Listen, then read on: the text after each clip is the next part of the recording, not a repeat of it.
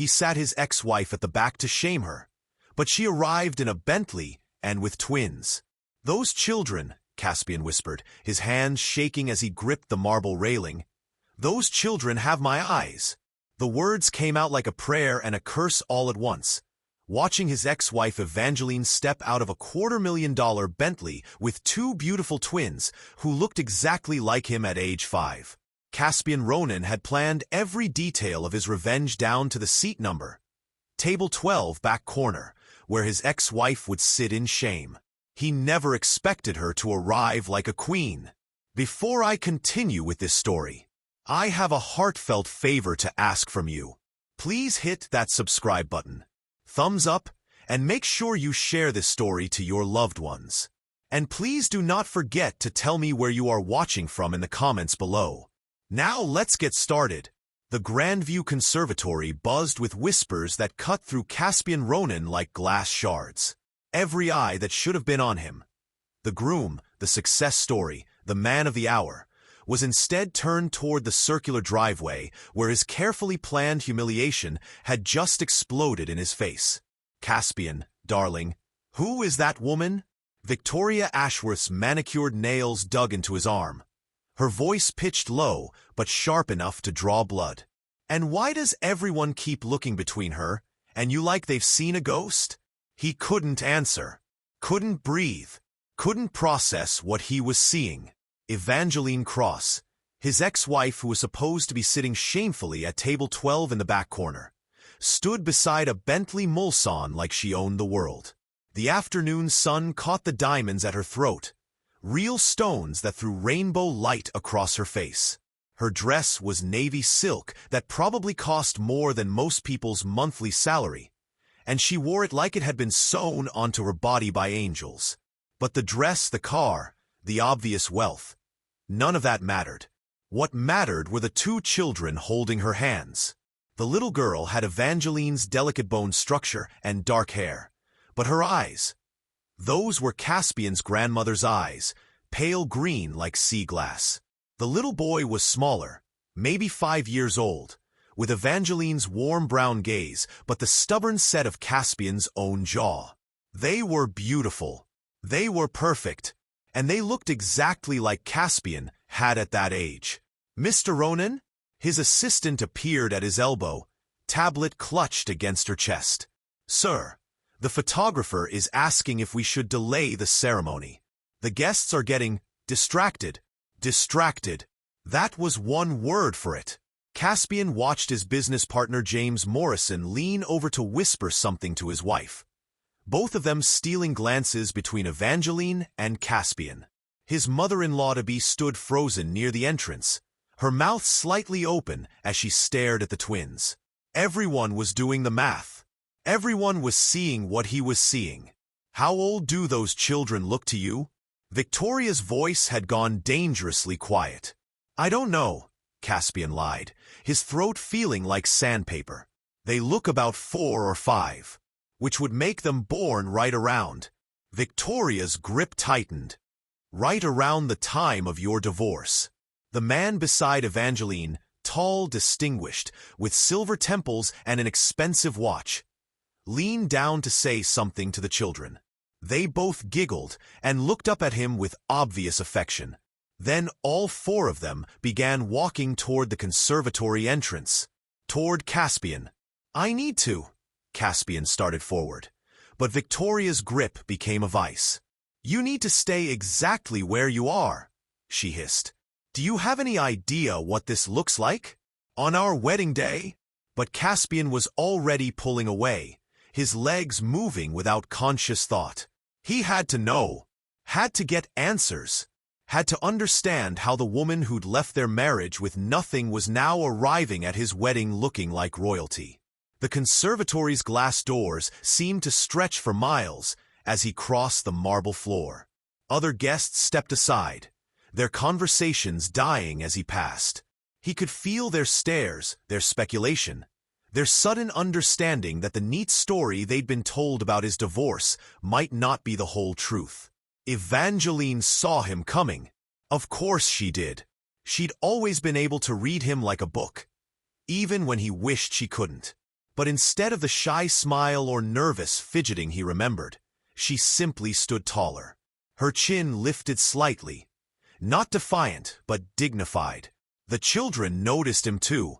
The little girl moved closer to Evangeline's side, while the boy stepped slightly forward, protective in a way that made Caspian's chest tight. "Hello, Caspian." Evangeline's voice was exactly the same. Warm honey over steel. But there was something new in it now. Confidence. Peace. "You look well. Evangeline." His voice cracked on her name like he was 15 years old again. We weren't sure you'd come." "Of course I came. You invited me." She gestured to the children with a gentle smile. "I brought some friends. I hope that's all right." Friends. The word hit him like a physical blow. The distinguished man stepped forward, extending a hand. "David Chun," he said with a slight accent that suggested private schools and old money. "I've heard so much about you." Caspian shook the offered hand automatically, but his eyes never left the children. Up close, the resemblance was even more obvious. The boy's cowlick fell exactly like Caspian's had as a child. The girl's laugh, as she whispered something to her brother, sounded like bells, like Evangeline's laugh, but with something familiar underneath. "These are your?" Caspian couldn't finish the question. "Orion and Luna," Evangeline said softly. "Say hello to Mr. Ronan, darlings." The little girl, Luna, stepped forward with a formal little curtsy that would have been adorable under any other circumstances. "Nice to meet you, Mr. Ronan." Orion just stared at him with those familiar brown eyes, then whispered something to his sister that made her giggle. "How old are they?" The question came out harder than Caspian intended. "They're 5, Evangeline answered without hesitation. "Their birthday was last month. 5 years old. Born 9 months after their divorce was finalized." The math was simple, brutal, devastating. Around them, the whispers grew louder. Caspian could see his wedding guests clustering in small groups, phones appearing as people snapped photos. His mother was pushing through the crowd, her face pale. Victoria stood frozen by the entrance, looking like she'd been slapped. "Evangeline," Caspian's voice dropped to barely above a whisper. "We need to talk."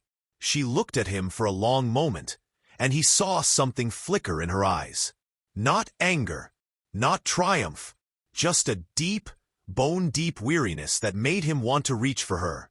"Yes," she said finally. "I suppose we do." The Grandview Conservatory had a small study tucked behind the main hall, originally designed for intimate business meetings among the tropical plants and soft lighting. Caspian led Evangeline there while David Chun took the twins to see the butterfly garden, promising them ice cream if they were good. The moment the glass door closed behind them, the careful politeness evaporated. 5 years old, Caspian said, his voice shaking with barely controlled emotion. 5 years, Evangeline. Which means you were pregnant when we signed the divorce papers.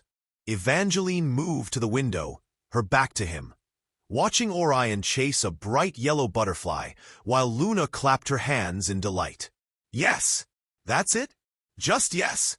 Caspian's control snapped. "You were carrying my children, and you said nothing? You let me believe." "Let you believe what?" She turned to face him, and for the first time, he saw real fire in her eyes. "That you were free to marry someone who actually met your standards? That you could finally have the life you wanted without being dragged down by ordinary little me?" "That's not." He stopped, because they both knew it was exactly what he'd believed. What he'd wanted. "Do you remember our last anniversary dinner, Caspian?" Evangeline's voice was deadly quiet. "At Romano's? You spent the entire evening on your phone, talking to Victoria about some charity gala.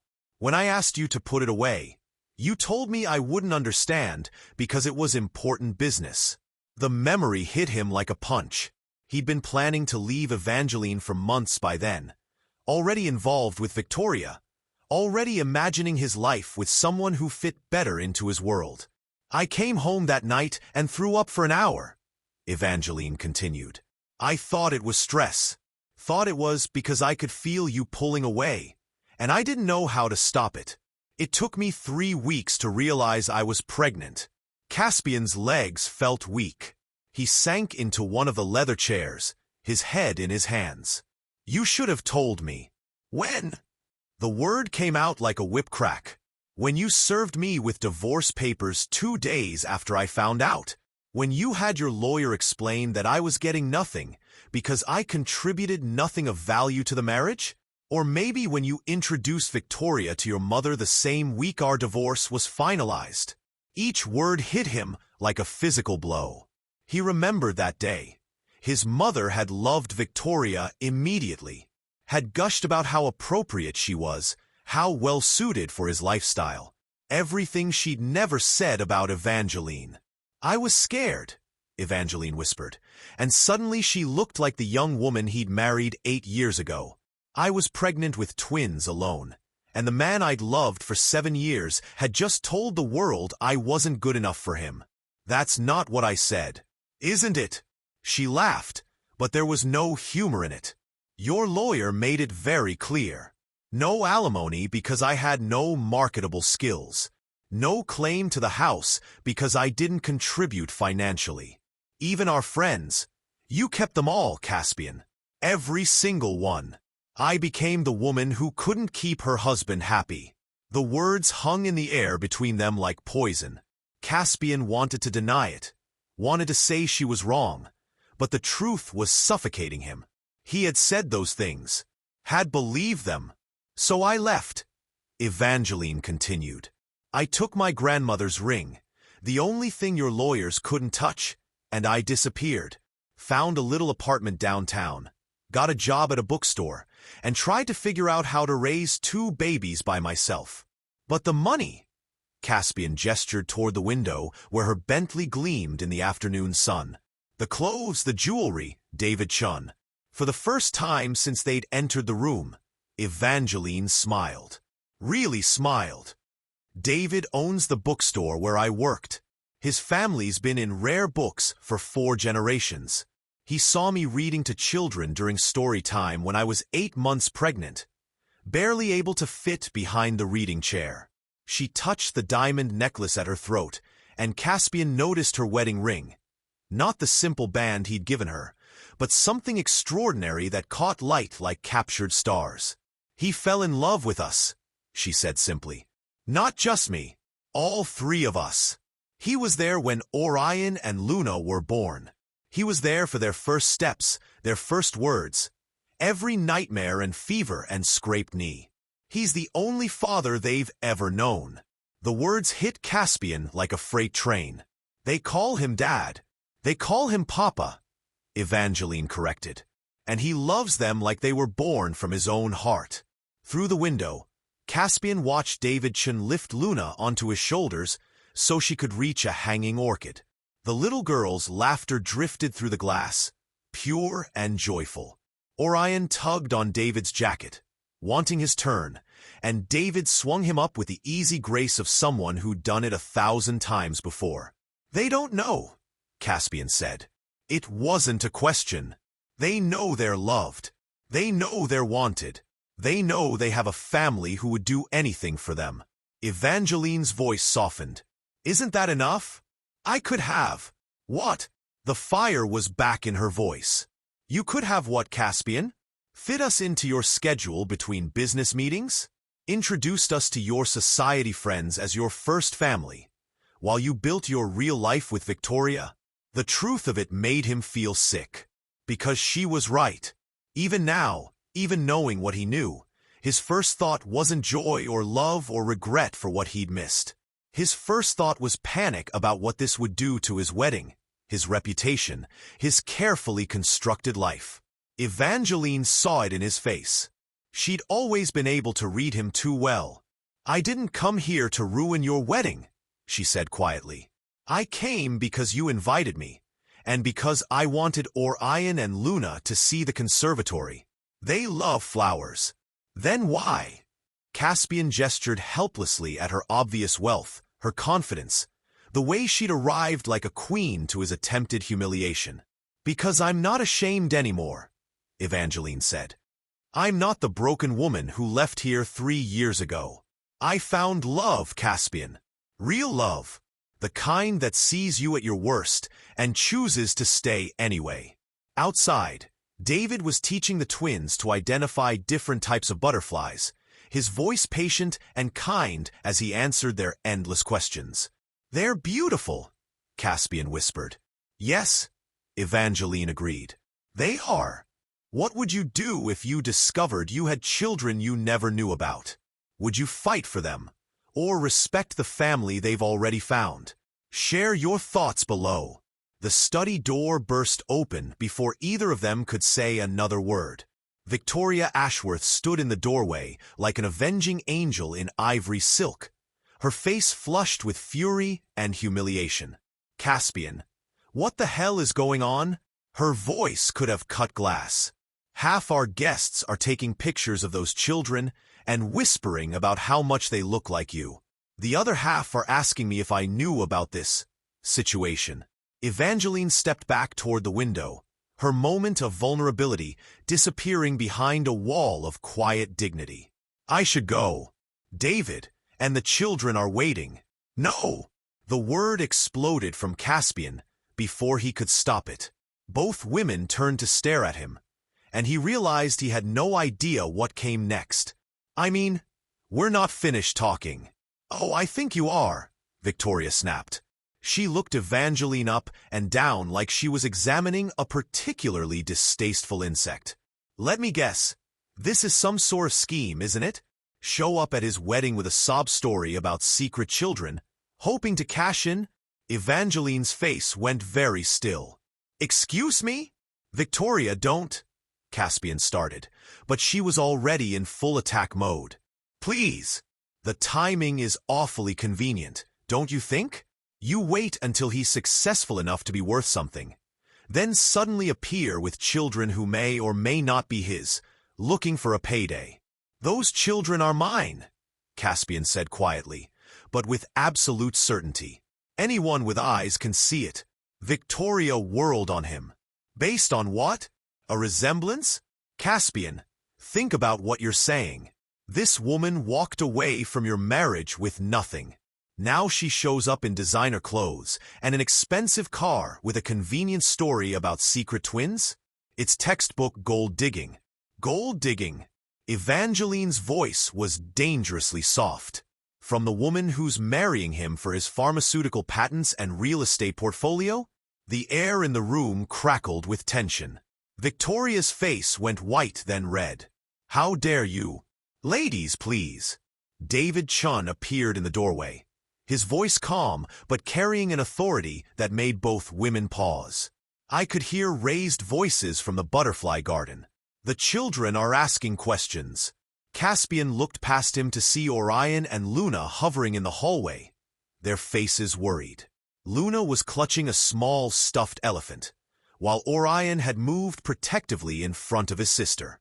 The sight of them, his children, afraid because of adult drama they didn't understand, hit Caspian like a physical blow.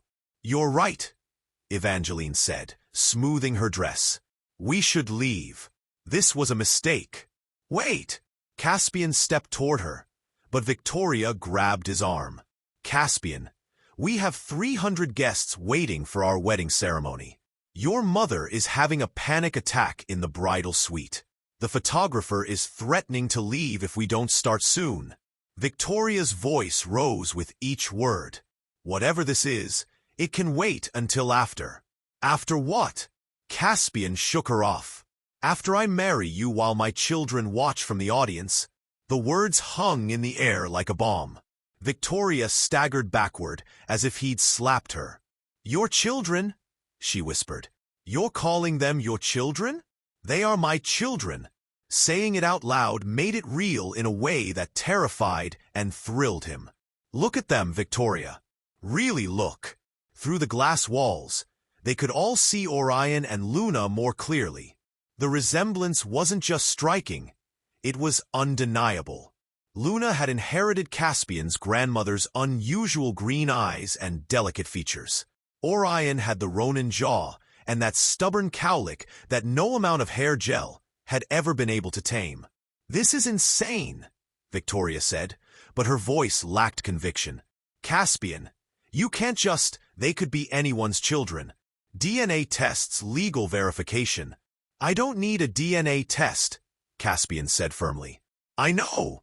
David Chun cleared his throat. Perhaps this conversation would be better had privately, without the children present. "They're getting upset." Evangeline moved immediately toward the door. "Of course. We'll go." "No."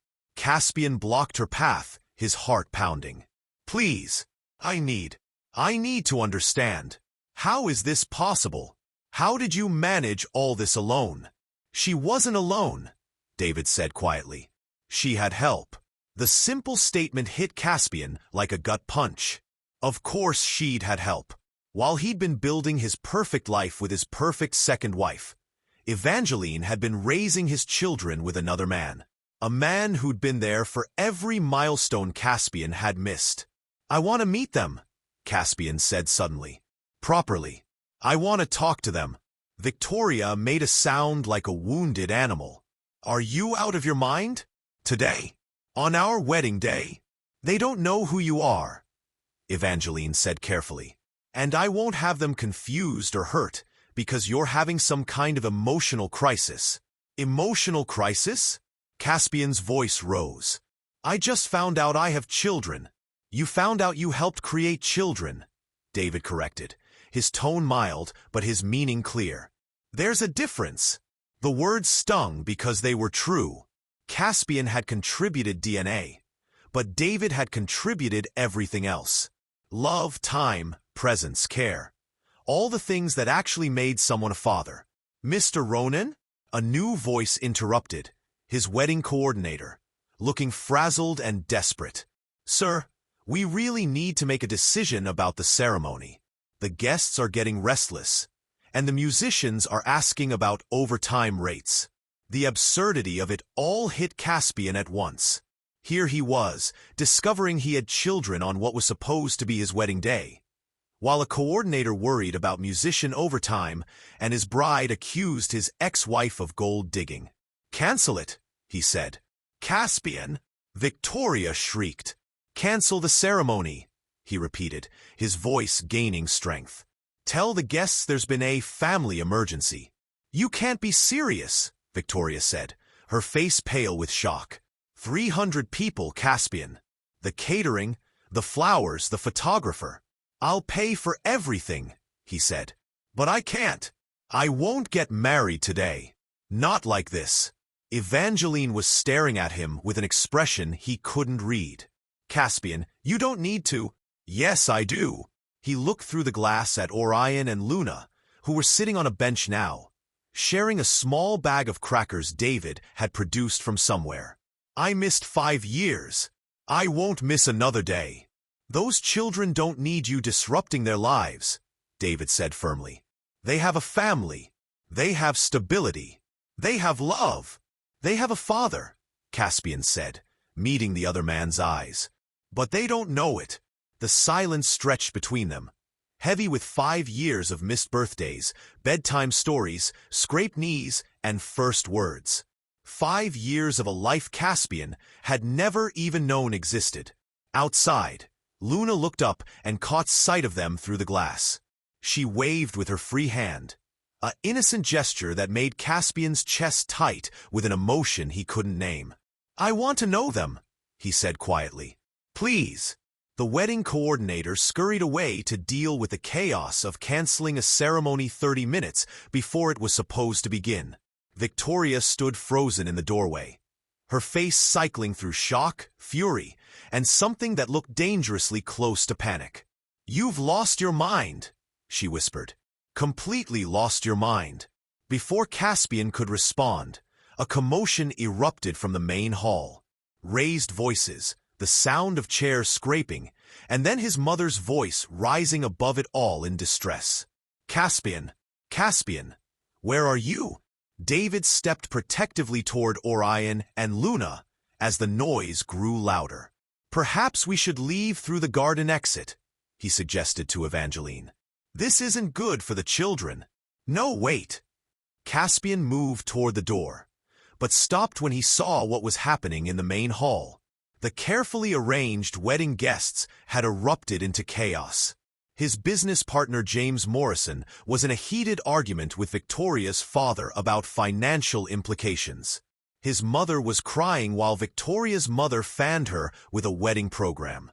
Photographers were still snapping pictures, documenting every moment of the disaster. And through it all, guests kept stealing glances toward the study where everyone knew the real drama was unfolding. "We can't leave," Evangeline said quietly, reaching the same conclusion. "There are reporters out there now." Someone called the society pages. She was right. Through the glass walls, Caspian could see news vans pulling into the parking lot. The Ronan Ashworth wedding had been social event of the season. Its dramatic cancellation would be tomorrow's. Headlines. "The children," David said, his concern obvious. "They can't be exposed to this." Orion had pressed himself against the glass, watching the chaos with wide eyes. "Mama Eva," he called, his small voice worried. "Why is everyone yelling?" Evangeline knelt beside him, her voice gentle but strained. "It's just grown-up silliness, sweetheart. Nothing for you to worry about." "Are we in trouble?" Luna asked, clutching her stuffed elephant tighter. "Did we do something wrong?" The innocent question hit Caspian like a physical blow. These children, his children, thought they might be responsible for the adults' drama. The protective instinct that rose in his chest was so fierce it surprised him. "No, darling," he said before anyone could stop him, kneeling down to Luna's level. "You didn't do anything wrong. Adults sometimes make things complicated when they should be simple." Luna studied his face with those familiar green eyes, his grandmother's eyes. "Are you the man getting married?" "I was supposed to be," Caspian said carefully. "But sometimes plans change." "Because of us?" Orion stepped forward, his jaw set in that stubborn way Caspian recognized from his own childhood photos. "Because we came?" The question hung in the air like a challenge. Caspian could feel everyone watching him. Evangeline tense with protective fear, David ready to intervene, Victoria seething in the doorway. "No," Caspian said firmly, "because I realized something important." "Do you want to know what it was?" Both children nodded, despite David's sharp intake of breath. "I realized that some things matter more than weddings," Caspian said. "Like getting to know new people, like making sure children feel safe and happy, like telling the truth." "What truth?" Luna asked, tilting her head in a gesture so like Evangeline it made Caspian's heart ache. Evangeline started to speak, but Caspian held up a gentle hand. "The truth is that meeting you two is the best thing that's happened to me in a very long time." It was simple, honest, and it made Luna smile. A brilliant expression that transformed her entire face. Orion remained more cautious, but Caspian could see curiosity replacing fear in his brown eyes. "Mr. Ronan." David's voice carried a warning. "Perhaps we should." A security guard appeared at the study door, looking harried. "Sir, the reporters are asking for statements. They want to know about the children, about the wedding cancellation. We can't hold them back much longer." "Then we don't leave," Caspian said suddenly. "We wait it out." "Here?" Victoria finally found her voice. "In this glass fishbowl while half the city watches?"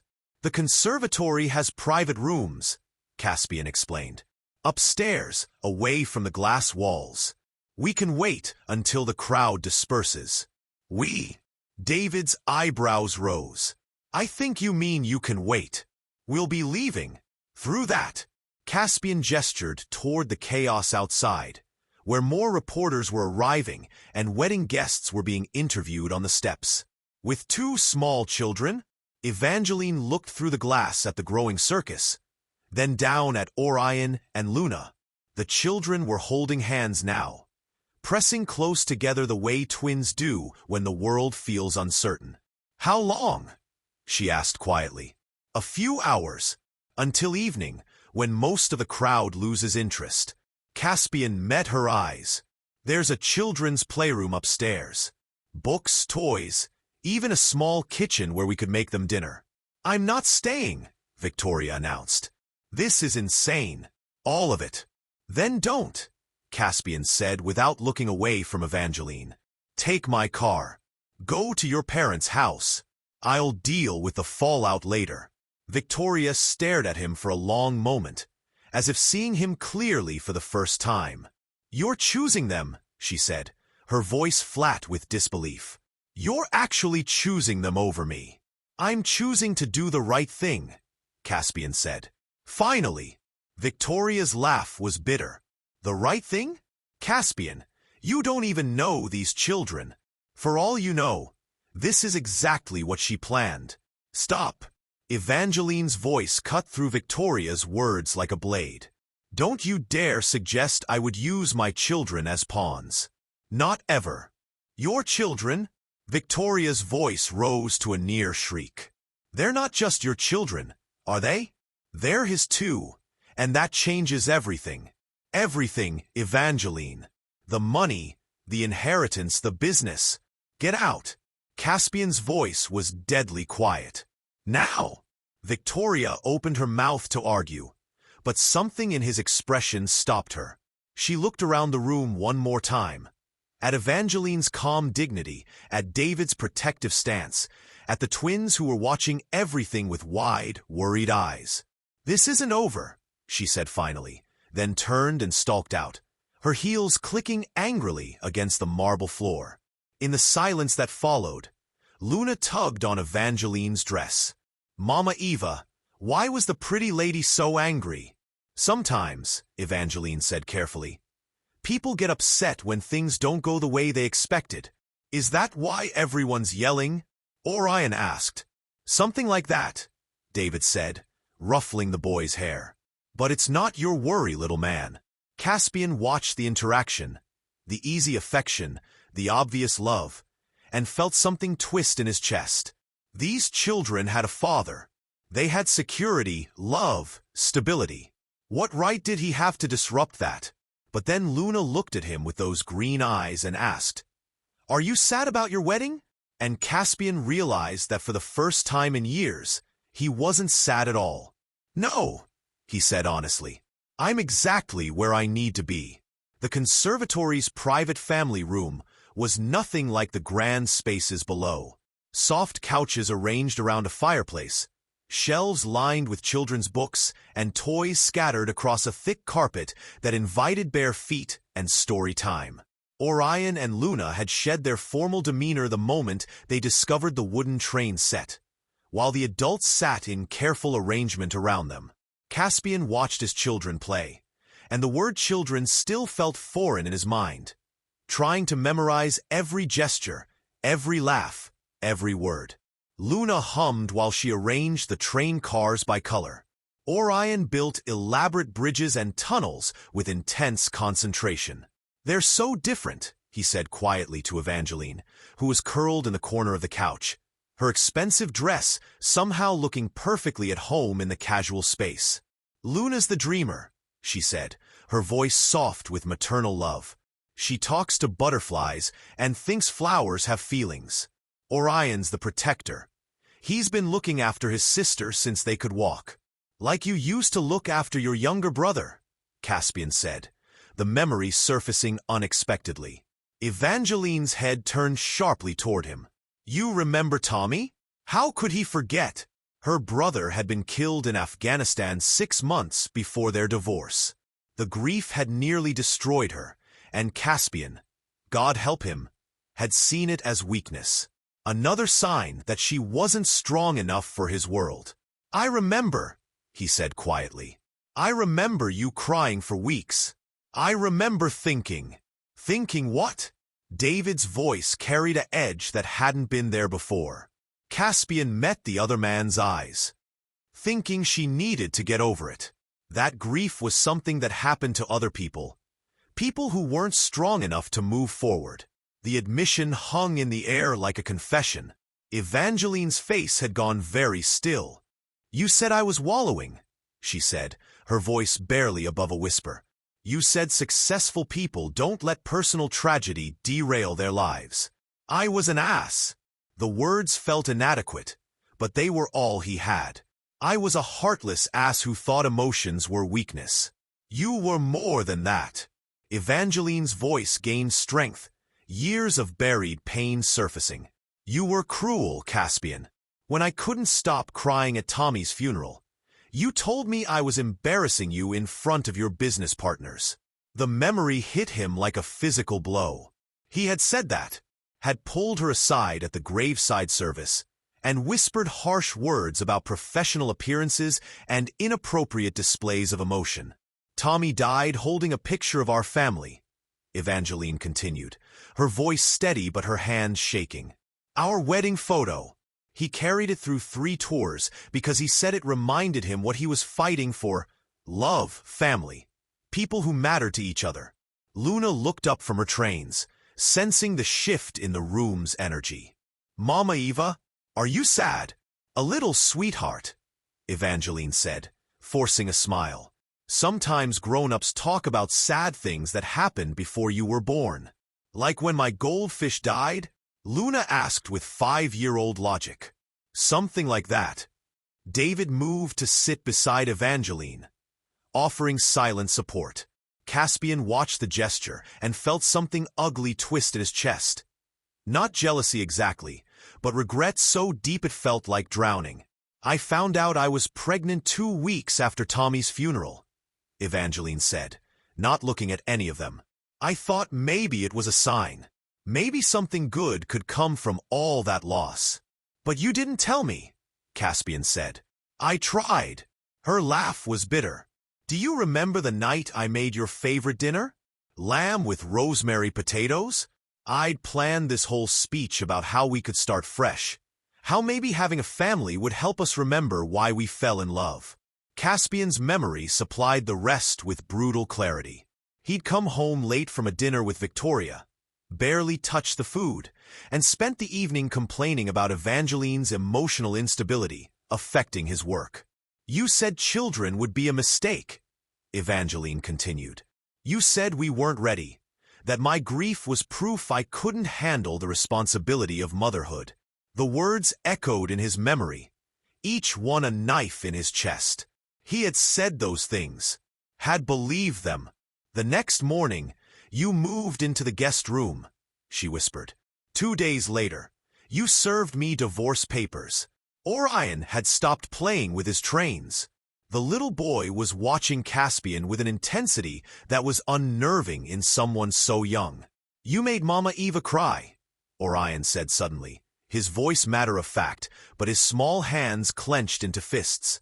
"Orion," David said gently, but the boy shook his head. "Mama Eva doesn't talk about the sad time much, but sometimes she cries in her room when she thinks we're sleeping." Orion stood up, all 4 feet of him radiating protective fury. "You made her cry, and then you went away, and then Papa David came and made her smile again." The simplicity of it, the pure childlike understanding, hit Caspian harder than any adult accusation could have. He had made her cry. He had abandoned her when she needed him most. And this man, this stranger, had picked up the pieces. "I did make her cry," Caspian said, his voice rough. "I made a lot of mistakes. Papa David says mistakes are only bad if you don't learn from them." Luna chimed in, looking up from her carefully arranged trains. "Did you learn?" "Out of the mouths of babes." Caspian looked at his daughter, God, his daughter, and felt something crack open in his chest. "I'm trying to," he said honestly. "Good," Luna said with finality, then went back to her trains. David cleared his throat. "The children should probably eat something soon. It's past their usual dinner time." "I can order something," Caspian offered. "The conservatory has a full kitchen downstairs, but with the reporters." "I'll cook," Evangeline said, standing and smoothing her dress. "If they have basic ingredients, I can make the twins' favorite, mac and cheese with hidden vegetables. Hidden vegetables? Caspian asked, despite everything. Pureed carrots and cauliflower in the cheese sauce, she explained. They think they're getting junk food, but they're actually eating half their daily vegetables. It was such a perfectly maternal thing. The kind of loving deception that parents practiced every day. The kind of thing he'd never learned, never even thought about. I never knew, he said quietly. You never asked, Evangeline replied, but there was less venom in it now. Just exhaustion. I want to learn, Caspian said. I want to know everything. Their favorite foods, their fears, what makes them laugh, what they dream about. I want to know them. Learning about them and disrupting their lives are two different things, David said firmly. I know that. Caspian met the other man's protective gaze. I'm not asking to upend everything they know. I'm asking for a chance to be part of their lives, however small that part might be. Luna tugged on his pants leg, looking up at him with those startling green eyes. Are you going to stay for dinner? The question was so innocent, so hopeful, that Caspian felt his throat close up. If you'd like me to, he managed. I would like that, Luna said solemnly. Orion would too, but he's too shy to say. Orion scowled at his sister, but didn't deny it. And for the first time in years, Caspian felt like he might be exactly where he belonged. Have you ever had to face the consequences of choices you made years ago? How did you find the courage to try to make things right? Let us know in the comments. The conservatory's small kitchen felt like stepping into a different world. Away from the glass walls and formal spaces, it was warm and intimate. Copper pots hanging from hooks, herbs growing in window boxes, and a large farm table that had clearly seen countless family meals. Caspian found himself relegated to chopping vegetables, while Evangeline worked her magic with a simple box of pasta and whatever ingredients she'd found in the well-stocked pantry. David kept the twins entertained at the table, helping them color in books someone had thoughtfully provided. Smaller pieces, Evangeline said, glancing at Caspian's attempt at dicing carrots. They need to puree completely or Luna will spot them and refuse to eat. She's that observant? She once found a piece of green pepper the size of a pinhead in her spaghetti sauce and declared the entire meal contaminated. Evangeline's smile was soft with memory. Orion ate his anyway and told her she was being dramatic like the princess movies. Caspian watched his son carefully coloring within the lines of a dragon, while his daughter abandoned all structure and created rainbow swirls across her page. They were so different, yet so clearly connected. Tell me about them, he said quietly, not looking up from his chopping. Everything. I want to know it all. Evangeline was quiet for so long he thought she wouldn't answer. Then slowly, she began to talk. Luna was born first, but only by 3 minutes. She came out screaming like she was furious about being evicted from her warm, comfortable home. Orion was completely silent, just looked around like he was taking inventory of this new world. She stirred the cheese sauce, her movements practiced and sure. Luna walked first, but Orion talked first. Her first word was pretty. She said it about a flower in the hospital garden. His first word was Luna. He couldn't stand when she cried. And now Luna talks constantly. She narrates her entire day like she's starring in her own documentary. Orion saves his words, but when he speaks, everyone listens. Evangeline glanced toward the table where Luna was indeed providing running commentary on her artistic choices, while Orion worked in focused silence. She's fearless about people but terrified of the dark. He's wary of strangers, but will walk into a pitch-black room without hesitation. What do they like? What makes them happy? Stories. David reads to them every night. He does all the voices, acts out the parts. Luna loves anything with princesses or talking animals. Orion prefers adventures and mysteries. Evangeline's voice grew softer. They both love music. Luna dances to everything, even the grocery store soundtrack. Orion hums constantly. He doesn't even realize he's doing it. As if summoned by her words, Orion began humming quietly while he colored, a melody Caspian almost recognized. "What song is that?" he asked. "Something David taught them," Evangeline said. "An old lullaby his grandmother used to sing." The casual mention of David's grandmother, another family connection his children had that didn't include him, hit Caspian unexpectedly hard. But before he could dwell on it, Luna appeared at his elbow. "Are you helping cook?" she asked, peering at his pile of tiny carrot pieces. "I'm trying to," Caspian said, "though I'm not sure I'm very good at it." "That's okay," Luna said with 5-year-old wisdom. "Papa David burned the pancakes last week, and we ate them anyway because they were made with love." The simple acceptance, the idea that effort mattered more than perfection, was so foreign to Caspian's world that he almost laughed. In his life, mistakes were failures. Imperfection was weakness. "Want to see something cool?" Luna asked, not waiting for an answer before scrambling onto a step stool beside him. "Mama Eva taught me how to make the carrots into flowers." She took one of his roughly chopped pieces and, with careful precision, used a small knife to create tiny notches around the edge. When she finished, it looked like a miniature orange blossom. "That's beautiful," Caspian said, genuinely impressed. "I can teach you," Luna offered, "but you have to be very careful with the knife." For the next 10 minutes, Caspian found himself receiving detailed instruction from his 5-year-old daughter on the art of vegetable flowers.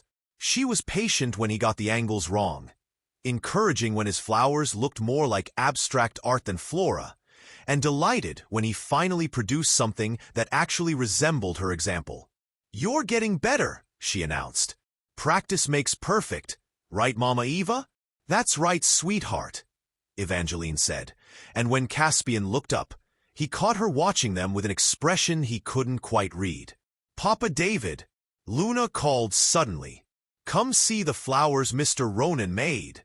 David approached, Orion trailing behind him with curiosity overriding his earlier wariness. "Very impressive," David said, examining Caspian's handiwork with apparent seriousness. "I believe you found a natural talent." "Luna's a good teacher," Caspian said. "The best," Orion agreed quietly, speaking directly to Caspian for the first time. "She taught me how to tie my shoes when Papa David was sick with the flu." "You taught yourself?" Luna protested. "I just sat with you while you practiced." "Sometimes that's the most important part," David said gently. "Having someone believe in you while you figure things out."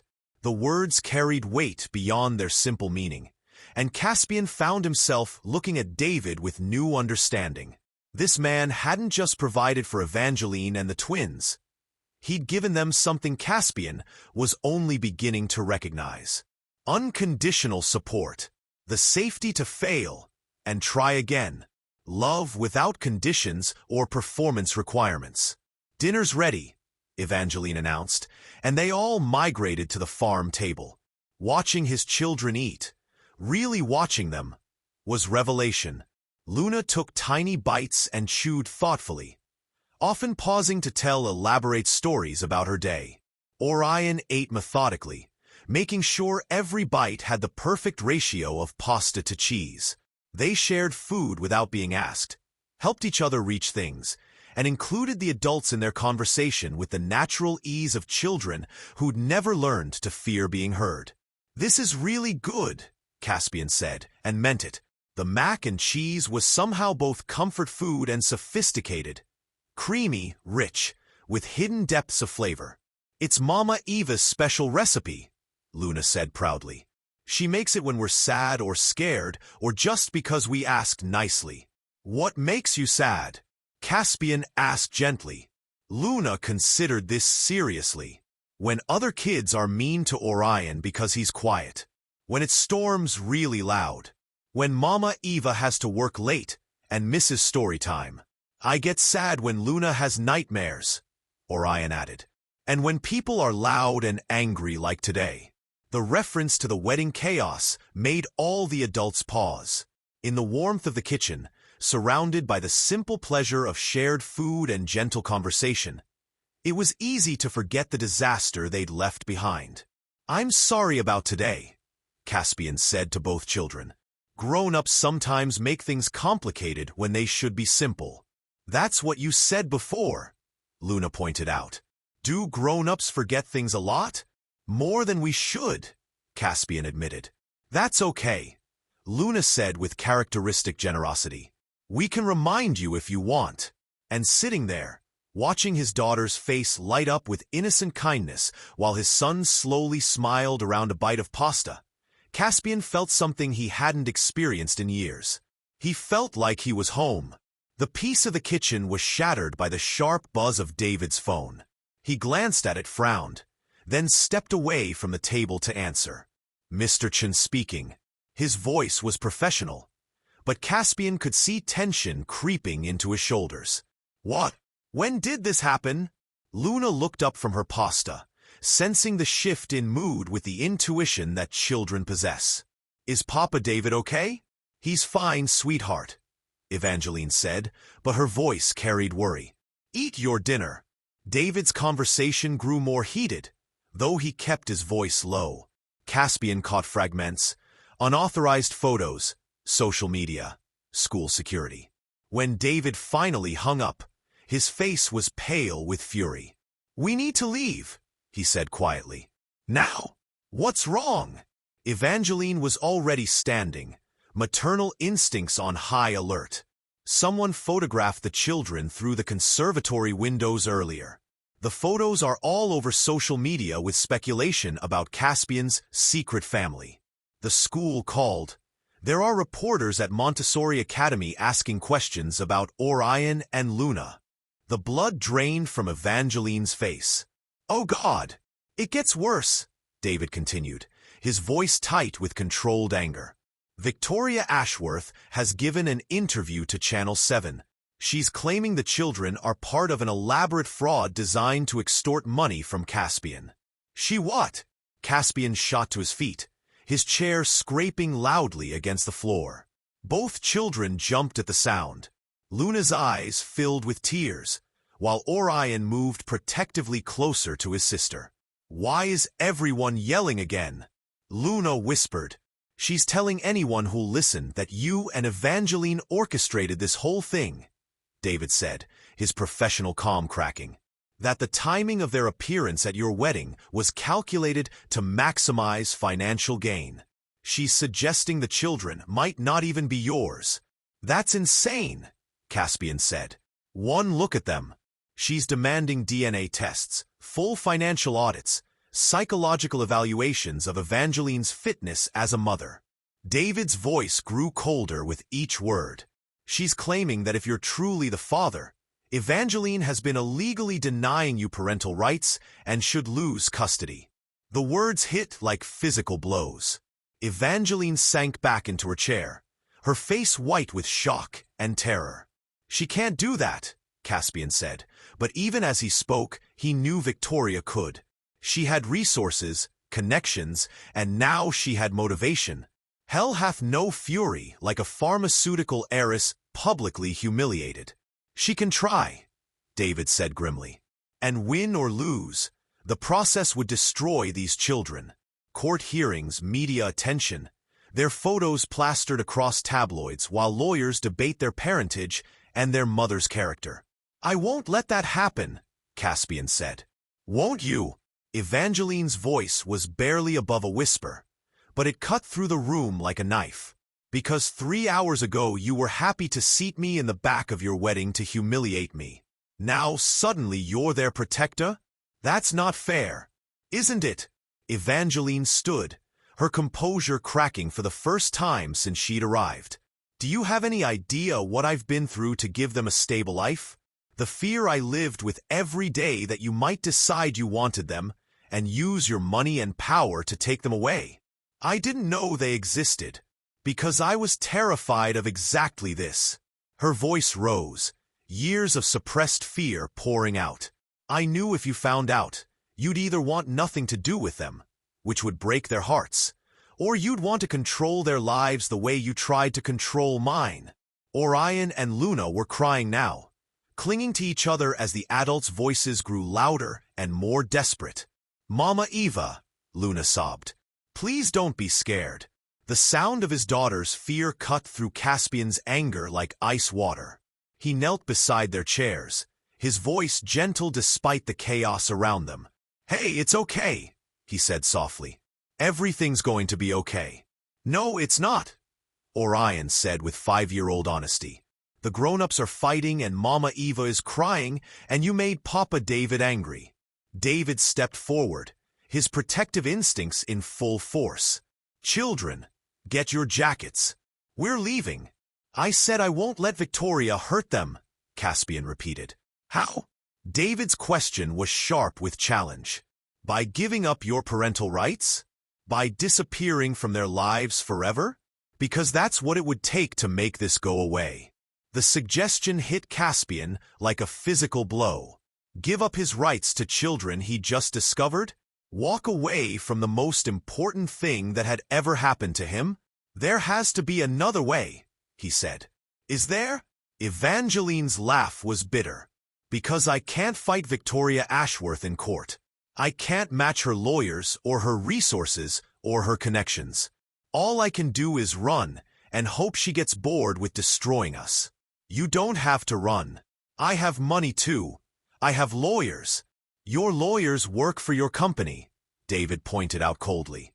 "Your company that does business with half the pharmaceutical industry, including Ashworth Industries.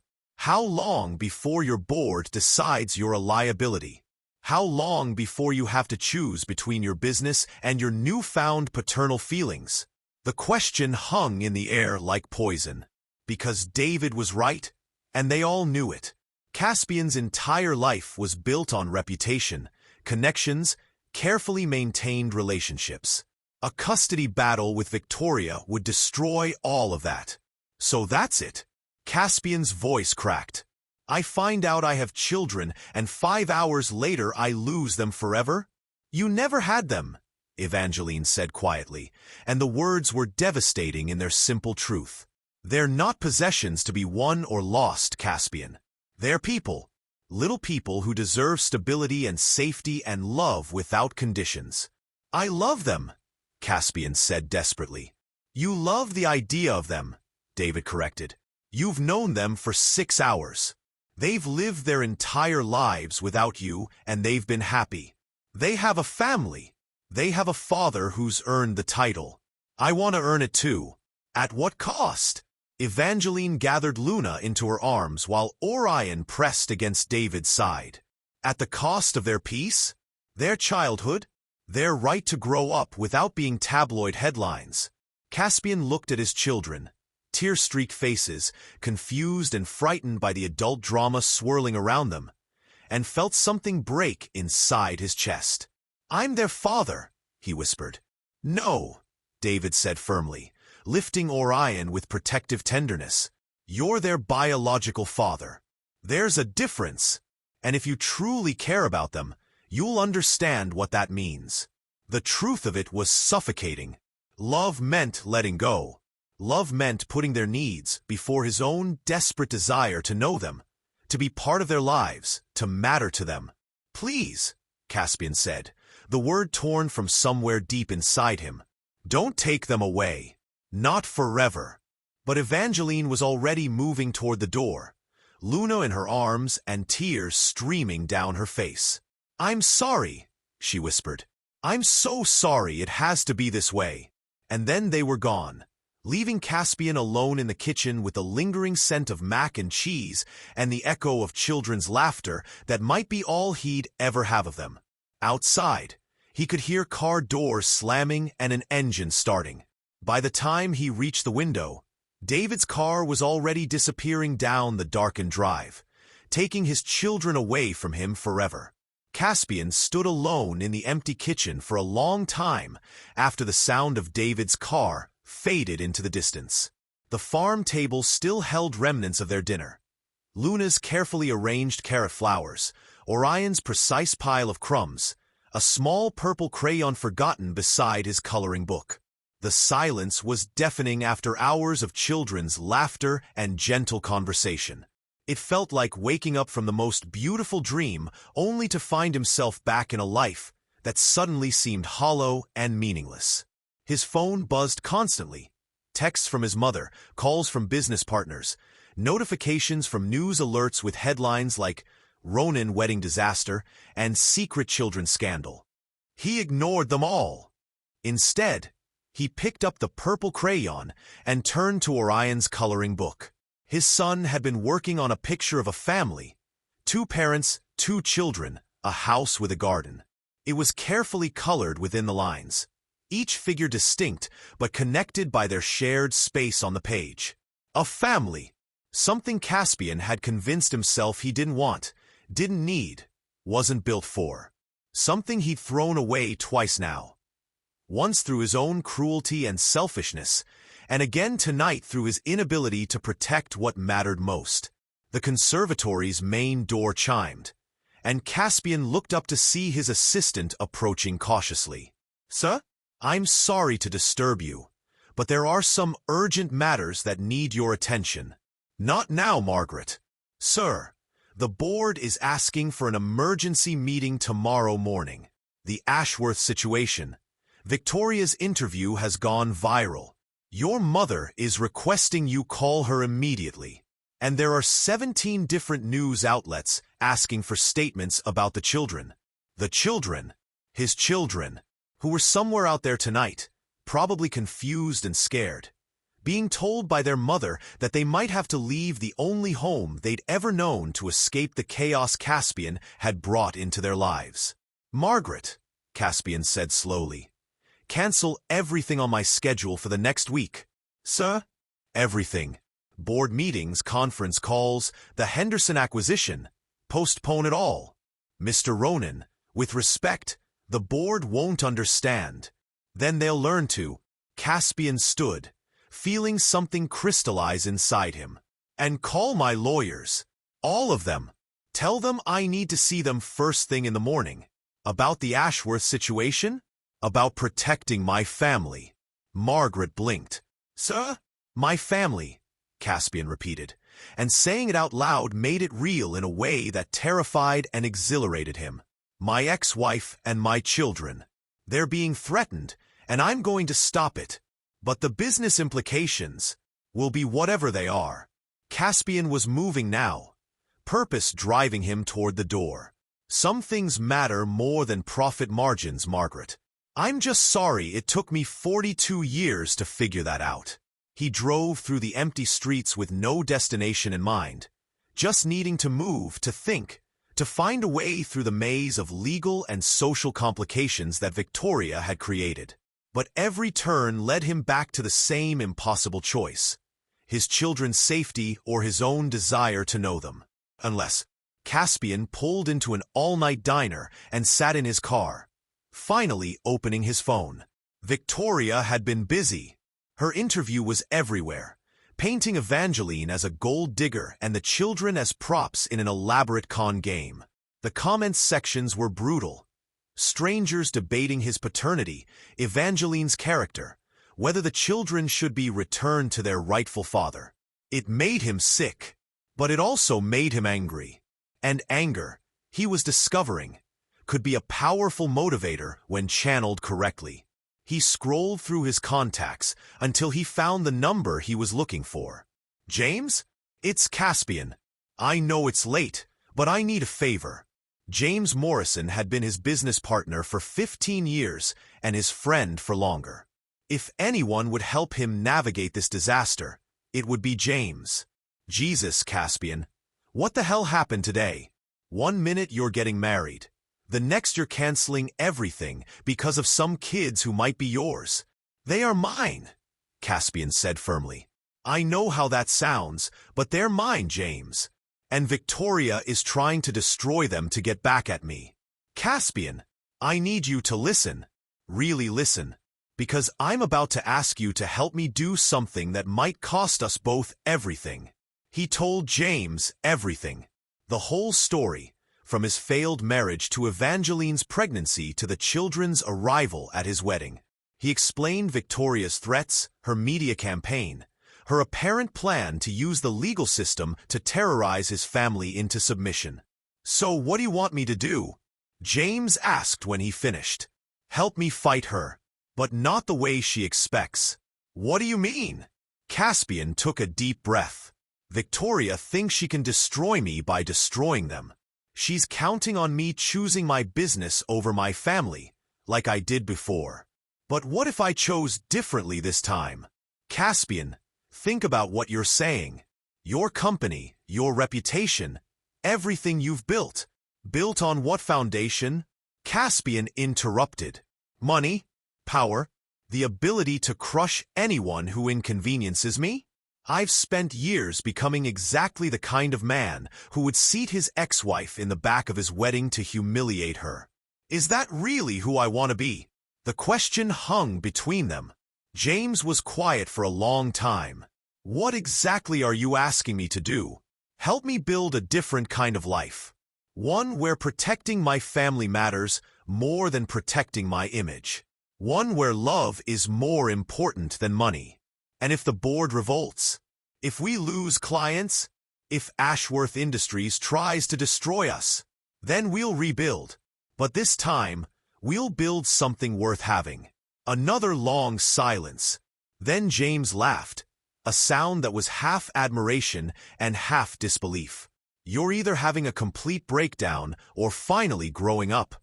"Maybe both," Caspian admitted. "All right," James said.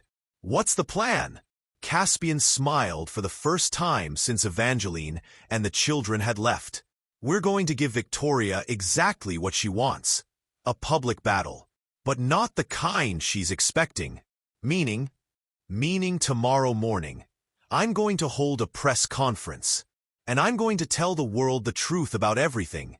My divorce, my children, and the woman I was too blind and selfish to deserve the first time around." "Caspian, that's insane. You'll be handing Victoria ammunition." "No," Caspian said, feeling more certain with every word. "I'll be taking away her power, because the only weapon she has against me is shame. And I'm done being ashamed of the best thing that ever happened to me." He hung up and sat in the diner parking lot, watching the early morning traffic begin to build. Somewhere in this city, his children were waking up, probably wondering about the strange man who'd made carrot flowers with them and then disappeared when the grown-ups started fighting. Soon, he promised them silently. Soon he'd show them that some adults could learn from their mistakes. Soon he'd prove that love was stronger than pride. The Grandview Conservatory's main hall looked nothing like it had the day before. Instead of wedding chairs and floral arrangements, it now held rows of cameras, reporters, and curious onlookers. Caspian stood behind a simple podium, wearing jeans and a button-down shirt instead of his usual designer suits. He looked out at the crowd and saw Victoria in the front row, her lawyer beside her, both wearing expressions of smug satisfaction. They thought they knew what this was about. They thought he was going to deny everything, discredit Evangeline, maybe even demand custody just to prove he could. They were wrong. "Ladies and gentlemen," Caspian began, his voice steady despite the cameras and the weight of what he was about to do. "Yesterday, I was supposed to get married in this room. Instead, I discovered I have two beautiful children I never knew existed." Murmurs rippled through the crowd. Victoria's confident expression faltered slightly. 5 years ago, I divorced my wife Evangeline Cross. I told myself it was because we'd grown apart, because we wanted different things. The truth is simpler and uglier than that. Caspian's voice grew stronger. I divorced her because I was ashamed of loving someone who didn't enhance my image. Because I thought emotions were weakness and vulnerability was failure. The cameras flashed constantly now, but Caspian kept his eyes on the back of the room, where he could see James Morrison giving him an encouraging nod. Evangeline was grieving her brother's death when I abandoned her. She was pregnant with my children when I served her divorce papers. And yesterday, when she walked into this room with the twins she'd raised alone, she was more graceful and dignified than I had any right to expect. Mr. Ronan, a reporter called out, are you claiming these children are definitely yours? I'm claiming they're the most important thing that's ever happened to me, Caspian replied. DNA tests will confirm what anyone with eyes can see. Orion and Luna are my biological children. But biology isn't what makes someone a father. He paused, seeing Victoria whisper urgently to her lawyer. These children have a father. His name is David Chun, and he's earned that title through 5 years of unconditional love, bedtime stories, scrape-knee kisses, and showing up every single day. He's the man they run to when they're scared, the voice they trust, the steady presence that's given them security and joy. Then why are you here? Another reporter shouted. Because yesterday, some people suggested that my ex-wife orchestrated this meeting for financial gain. They implied she's an unfit mother who's been keeping my children from me illegally. Caspian's voice hardened. Those people are wrong, and they're cruel, and I won't stand for it. Victoria stood up abruptly. Caspian, what are you doing? He looked directly at her, seeing her clearly for perhaps the first time. I'm choosing love over pride, Victoria. You should try it sometime. This is ridiculous, Victoria declared to the room. He's clearly been manipulated by a woman who... Who what? Caspian interrupted. Who raised 2 extraordinary children while working multiple jobs? Who taught them kindness and courage, and how to make carrot flowers? Who forgave the man who broke her heart and walked away when she needed him most? The room had gone completely silent. Evangeline Cross is twice the person I am, Caspian continued. She's an incredible mother, a woman of integrity, and someone who deserves respect and admiration, not attacks from people who don't know the first thing about her character. You're making a mistake, Victoria said, her voice shrill with desperation. Think about your business, your reputation. I am thinking about it, Caspian said calmly. I'm thinking that any business partner who would judge me for loving my children isn't someone I want to work with.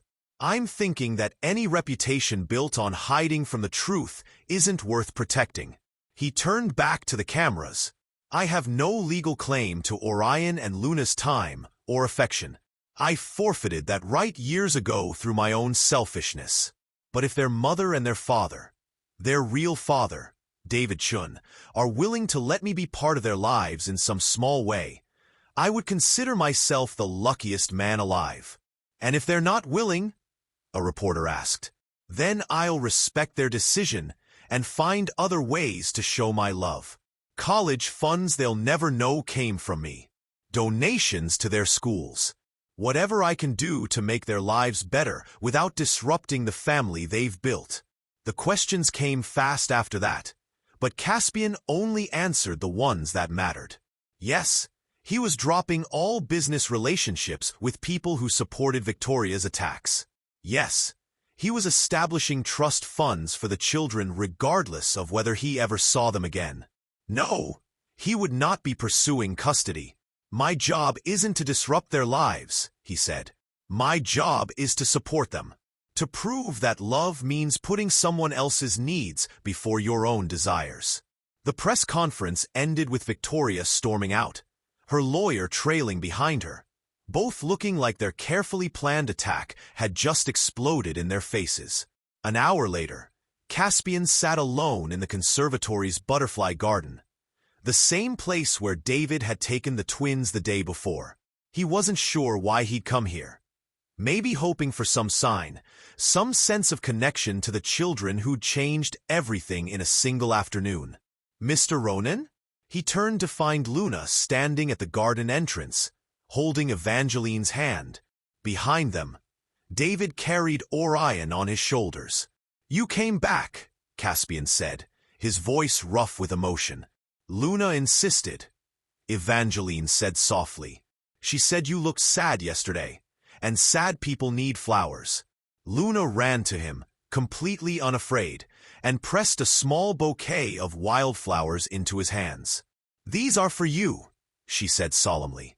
"Mama Eva says flowers make everything better." "She's right," Caspian managed, kneeling to her level. "Thank you. We saw you on TV," Orion said from his perch on David's shoulders. "You said nice things about Mama Eva." "I said true things," Caspian corrected gently. David approached slowly, still carrying Orion. "That was quite a speech. I meant every word." "I know." David's smile was cautious but genuine. "The children wanted to thank you for defending their mother. And to ask, would you like to have dinner with us sometime? Nothing dramatic. Just dinner." Caspian looked at his strange, beautiful, complicated family. His ex-wife who'd found love again, the man who'd raised his children with tenderness and wisdom, and two perfect little people who were offering him a second chance he'd never deserved. "I would love that," he said, and meant it more than any words he'd ever spoken. Luna clapped her hands in delight. "Can we make Kara flowers again?" "As many as you want," Caspian promised. And as afternoon sunlight streamed through the conservatory glass, illuminating 4 adults and 2 children who were learning that love came in many forms, Caspian finally understood what he'd been searching for his entire life. Not perfection, not performance, not power, just love. Simple, complicated, beautiful, imperfect love. What does family mean to you? Is it the people you're born to, or the people who choose to love you every day? We'd love to hear your thoughts on love, family, and second chances in the comments below. Sometimes the most beautiful families are the ones we build together, one choice at a time.